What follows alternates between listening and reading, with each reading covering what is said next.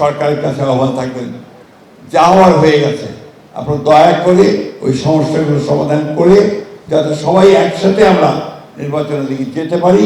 আমি বিশ্বাস করি যে এই সংকট কেটে যাবে। এই দেশের মানুষ কখনো পরাজয় বরণ করে না, পরাজয় বরণ করেনি, পরাজয় বরণ করবে না।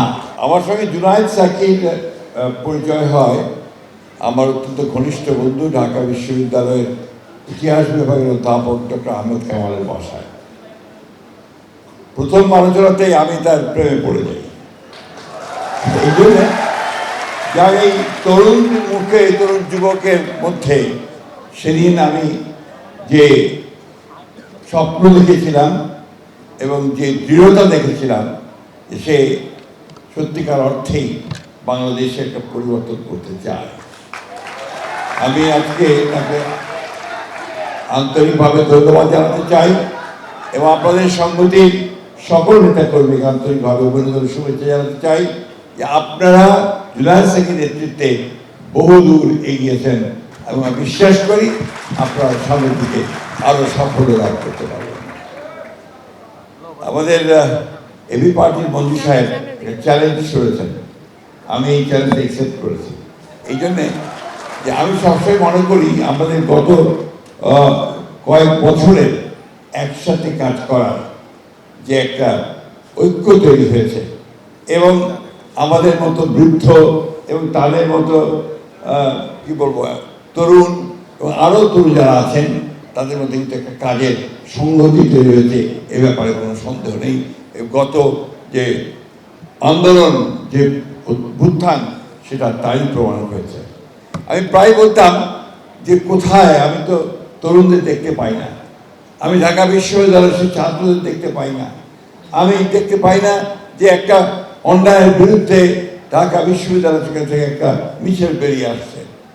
কিন্তু সর্বশেষে আমরা 24-এর ইউনিভার্সাল কার্ডিয়াক হসপিটাল আপনার হৃদয়ের আরো কাছে জুলাইয়ে আমরা দেখেছি সেই শুধু ঢাকা বিশ্ববিদ্যালয় নয়, সারা দেশের তরুণরাই অন্যায়ের বিরুদ্ধে রাস্তায় নেমে এসেছে।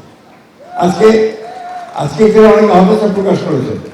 আমি আমার ব্যক্তিগত জীবনে কোনোদিন হতাশাবাদী ছিলাম না, রাজনৈতিক জীবনে হতাশাবাদী নই, কারণ আমি বিশ্বাস করি যে ন্যায়ের জয় হবেই, সত্যের জয় হবেই। আজকে আমি আবার বলছি, আজকে যে সংকট তৈরি করেছে এই অন্তর্বর্তীকালীন সরকার, ঐক্যমত্য কমিশন, আমি বিশ্বাস করি যে এই সংকট কেটে যাবে। এই দেশের মানুষ কখনো পরাজয় বরণ করে না, পরাজয় বরণ করেনি, পরাজয় বরণ করবে না।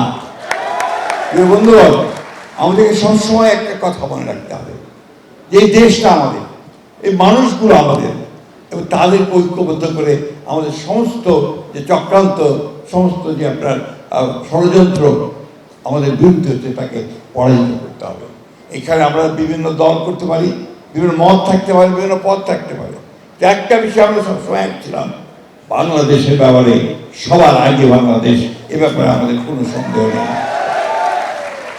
আমি একটা কথা বলে শেষ করবো, সময় নেই, কারণ আমাদের সময় হয়ে গেছে, আবার আরেকটা প্রোগ্রামে যেতে হবে আমাকে। আমি শুধু একটা কথাই বলবো, সরকারের কাছে আহ্বান থাকবেন, যা হওয়ার হয়ে গেছে আপনারা দয়া করে ওই সমস্যাগুলো সমাধান করে যাতে সবাই একসাথে আমরা নির্বাচনের দিকে যেতে পারি, এই সমস্যার সমাধান করে আমরা জনগণের কল্যাণের জন্য কাজ করতে পারি, সেই পথে এগিয়ে চলুন। আমরা যেমন অতীতে আপনাদের সঙ্গে ছিলাম, সামনেও আপনাদের সঙ্গে থাকবো, কিন্তু অবশ্যই আপনাদেরকে নিজে এই যে জায়গা তৈরি করেছেন তার থেকে বেরিয়ে আসতে হবে, আপনাদেরকেই অন্য কেউ সেটা করে দেবে না।